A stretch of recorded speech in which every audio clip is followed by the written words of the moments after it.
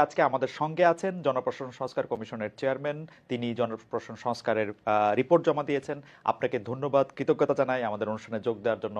আপনাকে আবারও স্বাগত জানাই জনাব আব্দুল মুহিত চৌধুরী। অনেক ধন্যবাদ, অনেক ধন্যবাদ। Thank you so much.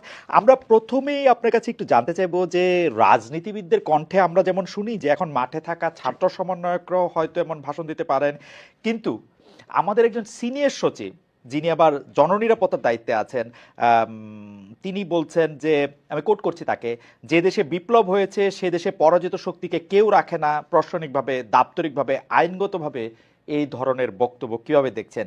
এই ধরনের কথায় মব লিঞ্চিং, মব জাস্টিস আরো উস্কানি পেতে পারে কিনা?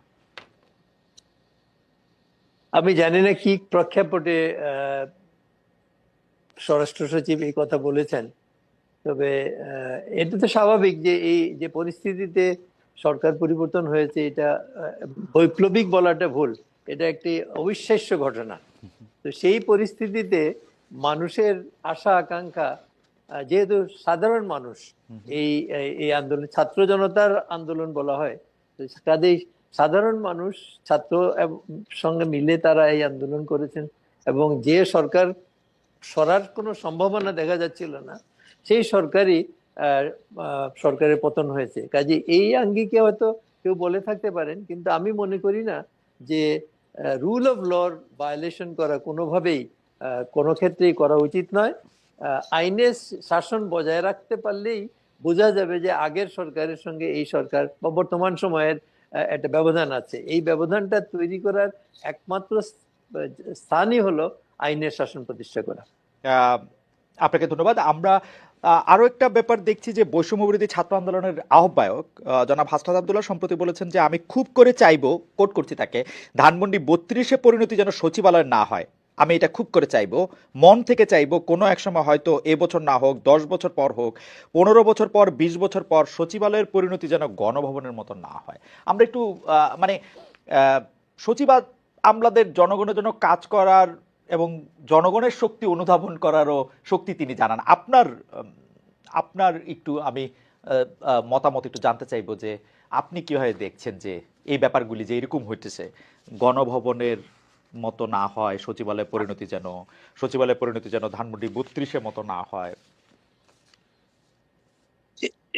আমার মনে হয় এই এই বক্তব্যটা উনি দিয়েছেন, এটাতে এই জিনিসই স্মরণ করিয়ে দিতে চাচ্ছেন যে জনবিরোধী কার্যকলাপের সঙ্গে সম্পৃক্ত যদি হয় প্রশাসন যন্ত্র, এই ক্ষেত্রে আমি প্রশাসন যন্ত্রই বলবো, যে সচিবালয় প্রশাসন যন্ত্রের কেন্দ্রবিন্দু, সেখানে তারা যদি এখন এবং আগামী দিনে জনবিরোধী কাজকর্ম করেন, তাহলে এই ঘটনার পুনরাবৃত্তি হতে পারে।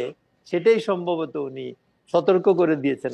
আমার মনে হয় যে এই সতর্কবাণীটা সঠিক, সবাইকে সজাগ থাকা। আপনার কি কোনো কারণে এরকম মনে হয় যে যারা সিভিল সার্ভেন্ট আছেন বা যারা সরকারি কর্মকর্তা আছেন একদম উপরের দিকে, তারা কি কোনো কারণে এই সরকারের সাথে তাদের একটা দূরত্ব আছে? বা তারা কি মানে এরকম একটা কথা বলা হয় যে সরকারের উপদেষ্টাদের কথা সচিবরা শোনেন না, কথাটা কি ঠিক? আসলে এটা আমি ঠিক আমার মনে হয় না। আমি আমি যতটুকু দেখছি সবাই কাজ করার চেষ্টা করছেন, তবে একটা বিষয় আমার মনে হয়, সেটা হলো যে সরকারি আমলারা, আমি নিজেও চাকরি করেছি, আমরা বিধিবিধানের মধ্যে চলতে হয়। কিন্তু আমরা যদি রাজনৈতিক নেতৃত্বের কথা বলি, তারা অনেক সময় এই বিধিবিধান অনুসরণ করতে চান না বা ব্যত্যয় করতে চান। তো এই নিয়ে কর্মকর্তাদের সঙ্গে রাজনৈতিক নেতৃবৃন্দের একটা ভুল বুঝাবুঝির স্থান রয়েছে। এটা দুই পক্ষকেই বুঝতে হবে যে রাজনৈতিক যারা আসেন তারা, আমি এখনকার যারা আছেন তাদেরটাও আমি একদিকে রাজনৈতিক একটা পরিবর্তনই হয়েছে, কাজে রাজনৈতিক সরকারি বলবো, যে তাদের কতগুলা মানে আইডিয়ালস পলিসিস চিন্তা করেই তারা এই কাজটা করেছেন। সেই আঙ্গিকে দেখলে সেই জিনিসটা মেনে নিয়ে কাজ করতে হবে। হয়তো সর্বক্ষেত্রে পূর্বে প্রচলিত আইনের বা বিধানের বা রীতিনীতির সঙ্গে কিছু ব্যত্যয় হতেই পারে, কিন্তু এটা আমার মনে হয় না যে এটাতে আকাশ ভেঙে পড়বে মাথায়।